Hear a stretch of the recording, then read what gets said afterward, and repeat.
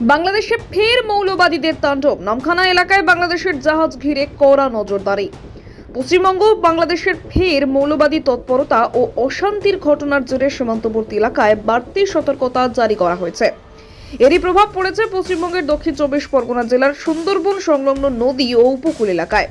Sundarban police জেলার উদ্যোগে হাতানিয়া দোয়ানিয়া নদীতে কড়া নজরদারি শুরু করেছে প্রশাসন। সূত্রের খবর, বাংলাদেশের সাম্প্রতিক সময়ে একের পর এক অশান্তির ঘটনার ফলে সীমান্তবর্তী জলপথে নিরাপত্তা নিয়ে উদ্বেগ বেড়েছে। সেই কারণেই সুন্দরবন জুড়ে হাই অ্যালার্ট জারি করা হয়েছে। বিশেষ করে নামখানা ব্লকের নারায়ণপুর উপকূল এলাকায় নিরাপত্তা আরও জোরদার করা হয়েছে। বর্তমানে হাতানিয়া দোয়ানিয়া নদীতে প্রায় শতাধিক বাংলাদেশি বার্জ নোঙর করে দাঁড়িয়ে রয়েছে। এই সমস্ত বার্জের উপর কড়া নজরদারি চালাচ্ছে পুলিশ ও প্রশাসন। প্রতিটি জাহাজের গতিবিধি পর্যবেক্ষণ করা হচ্ছে এবং কোনোভাবেই যাতে বাংলাদেশের নাগরিকরা বেআইনিভাবে ভারতীয় উপকূলে প্রবেশ করতে না পারে সে বিষয়ে বিশেষ সতর্কতা নেওয়া হয়েছে। সুন্দরবন পুলিশ জেলার আধিকারিকদের দাবি, সীমান্ত সুরক্ষার প্রশ্নে কোনো রকম ঝুঁকি নেওয়া হবে না। নদীপথে টহলদারি বাড়ানো হয়েছে এবং উপকূল এলাকায় অতিরিক্ত পুলিশ মোতায়েন করা হয়েছে।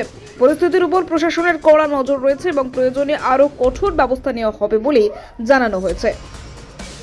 দক্ষিণ 24 পরগনা থেকে গোপাল সিলের রিপোর্ট, ডিএন নিউজ বাংলা।